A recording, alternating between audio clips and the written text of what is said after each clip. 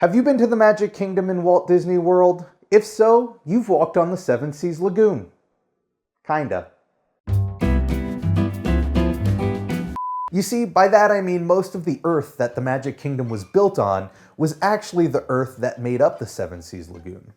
That's because the Seven Seas Lagoon is man-made. When it came time to build Walt Disney World, which was at the time the largest private construction project in American history, Disney turned to Admiral Joe Fowler.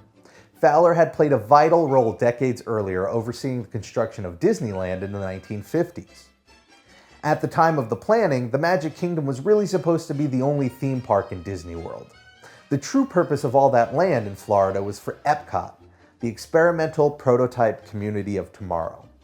It was Walt's dream to build a real-life functioning city of the future that would not only be home to thousands, but would also stand as an example of cutting-edge technology. However, without Walt, the future of the city was in question, and so Disney's focus was on getting phase 1 of the project complete, which included the theme park and a handful of resorts.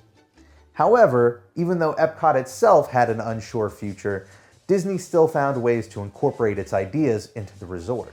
Rather than putting the park services behind the Magic Kingdom, Fowler and Disney opted to put the services under the park in a series of tunnels and rooms known as the utilidors. This was similar to the way Walt had planned to put much of EPCOT's services and utilities, not to mention a highway, under the city itself. There was one problem though: they couldn't dig down. Due to Florida's shallow waterbed, Disney could only dig down about 4 feet before running into problems. So the solution they came up with was to build the utilidors on the ground level and then build the Magic Kingdom above it. It was a plan that caused the land preparation cost to more than double from $4 million to $9 million.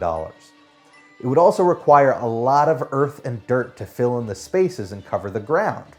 That earth would come from the area that would eventually become the Seven Seas Lagoon.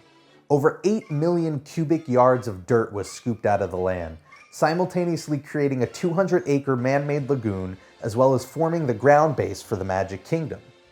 It was an impressive feat that required a fleet of earth movers. It almost worked perfectly too. One mistake Disney made was that they dumped much of the earth in the order they scooped it up.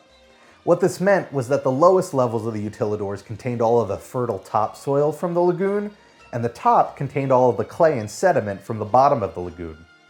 This caused issues closer to the park's opening when Disney was in the process of transplanting trees and other flora from farms into the park, which needed that soil to flourish. This resulted in them having to dig deeper than usual when planting the trees.